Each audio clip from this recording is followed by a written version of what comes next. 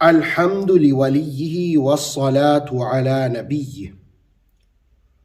سورہ یاسین کی آیت نمبر 29 میں ایک شہر پر عذاب کی داستان کو بیان کیا گیا۔ انطاکیہ نامی بستی جو شام میں واقع ہے، اس کے لوگوں نے جس وقت رسولوں اور نبیوں کی گستاخیاں کی تو پھر اللہ رب العالمین نے ان کو کیسے عذاب سے دوچار کیا۔ پہلے آیت کا ترجمہ سنیے۔ ان کانت نہیں تھی، الا مگر، صیحۃ واحدہ ایک گرج تھی، ایک چیخ تھی، ایک چنکار تھی۔ فَإِذَا هُمْ خَامِدُونَ وہ سب بجھے ہوئے کوئلے کی طرح ہو گئے۔ ان كانت الا صیحۃ واحدۃ فَإِذَا هُمْ خَامِدُونَ نہیں تھی مگر ایک گرج، چیخ، وہ سب بجھے ہوئے کوئلے کی طرح ہو گئے۔ انطاکیہ نامی بستی میں جس وقت حبیب نجار کو شہید کر دیا گیا تو اللہ رب العالمین نے اس ترقی یافتہ انتہائی خوشحال شہر، جس کا عالمی منڈیوں پر تجارت کے اعتبار سے کنٹرول بھی تھا،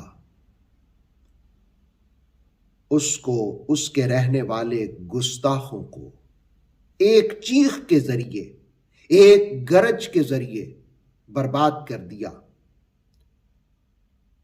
اللہ رب العالمین نے ایک فرشتے کو بھیجا، اس نے ایک پھونک ماری۔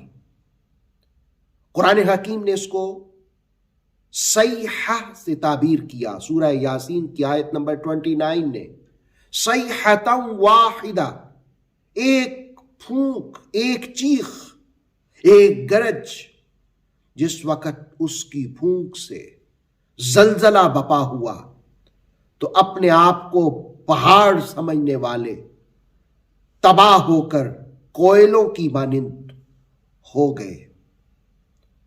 اس سے پہلی آیت میں کہا کہ اللہ رب العالمین جس وقت کسی کو برباد کرنا چاہے تو اس کو آسمان سے کسی لشکر کے اتارنے کی ضرورت نہیں ہوتی۔ اب دیکھیں، اس نے ایک فرشتہ بھیجا، اس نے پھونک ماری، اور ضیاء القرآن نے تو یہاں تک لکھا کہ جو اہل ایمان تھے وہ آرام کرتے رہ گئے، لیکن جو منکر تھے، جو گستاخ تھے، وہ سارے کے سارے اس چنگاڑ کے ساتھ شعلہ بن گئے، اور پھر شعلہ بننے کے بعد بجھے ہوئے کوئلے کی مانند ہو گئے۔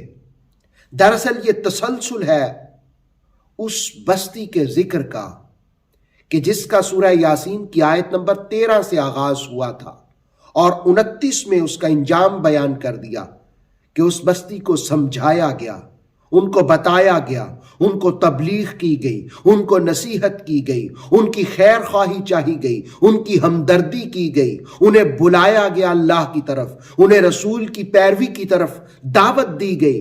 لیکن جس وقت ان ساری چیزوں کو انہوں نے نظر انداز کر دیا، صرف نظر انداز ہی نہ کیا، رسولوں کو دھمکیاں دینے پر اتر گئے، اور پھر دھمکیاں دینے کے بعد وہ شخص جو حبیب نجار شہر کے پرلے کنارے سے آیا اس کو بھی شہید کر ڈالا، تو پھر رب نے کہا اب تمہاری بے باکیوں اور درندگیوں کی انتہا ہو گئی ہے، گستاخیوں کی انتہا ہو گئی ہے۔ جس وقت انتہا ہو جائے تو پھر اللہ رب العالمین عذاب نازل کرتا ہے۔ سورہ یاسین کی 29 نمبر آیت نے کہا ان کانت الا صیحۃ واحدۃ فاذا هم خامدون نہیں تھی مگر وہ ایک چیخ، ایک گرج، ایک چنگاڑ، وہ سارے کے سارے بجھے ہوئے کوئلوں کی مانند ہو گئے تھے۔